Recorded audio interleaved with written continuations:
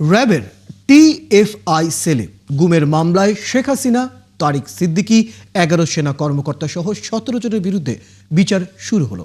মঙ্গলবার বিচার শুরুর আদেশ দিয়েছে আন্তর্জাতিক অপরাধ ট্রাইব্যুনাল 1।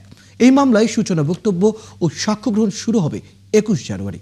প্রসিকিউটর জানান, আওয়ামী লীগ সরকারের আমলে ক্ষমতার জন্য যাদের হুমকি মনে করা হতো তাদেরই গুম করে নির্যাতন করা হতো বাহিনীর মাধ্যমে।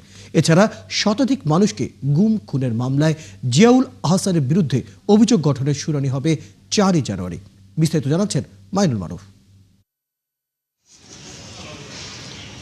গুমের মামলার শুনানিতে অংশ নিতে আসামিদের সকালে আনা হয় আন্তর্জাতিক অপরাধ ট্রাইব্যুনালে।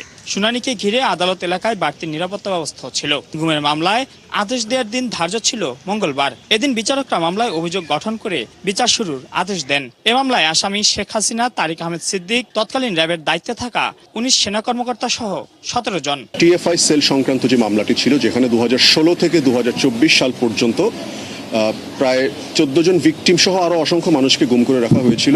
এই বিষয়ে আজকে চার্জ গঠনের জন্য দিন ধার্য ছিল।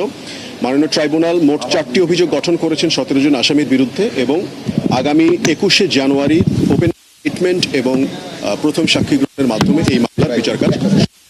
সাক্ষীদের নিরাপত্তাহীনতার বিষয়ে আমরা বারংবারই সোচ্চার এবং তাদের নিরাপত্তার বিষয়টা, যেহেতু তারা এই মামলায় সাক্ষী হয়েছেন, তাদের বিষয়ে যখনই কোনো ক্রেডিবল থ্রেট আমরা পাই আমরা চেষ্টা করছি গুরুত্বপূর্ণ ভূমিকা নেয়ার জন্য। এদিকে আসামিপক্ষ নিজেদের নির্দোষ দাবি করে বলেন, বিচার বিলম্বিত বা দীর্ঘায়িত করার কোনো ইচ্ছে নেই তাদের। আসলে আমাদের যারা যে আসামিদেরকে আমরা ডিফেন্স করছি তারা নির্দোষ এবং নির্দোষভাবে প্রমাণিত হয়ে খালাস পাবে।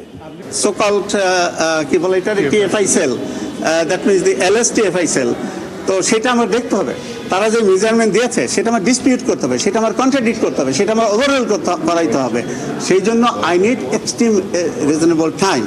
আমি হ্যাপি যে আমি আদালতকে মাননীয় ট্রাইব্যুনালকে সব বলতে পেরেছি। এছাড়া শতাধিক মানুষকে গুম খুনের মামলায় জিয়াউল আহসানকে গ্রেপ্তার দেখিয়েছে ট্রাইব্যুনাল। পরে এই মামলায় অভিযোগ গঠনের শুনানি 4 জানুয়ারি ঠিক করেন আদালত। এছাড়া ট্রাইব্যুনাল 2-এ রংপুরে আবু সাইদ হত্যা মামলা, আশুলিয়ায় মরদেহ পোড়ানো মামলা ও সাবেক এমপি মাহবুবুল আলম হানিফের মামলার সাক্ষ্য গ্রহণ হয়। মাইনুল মারুফ, 71, ঢাকা।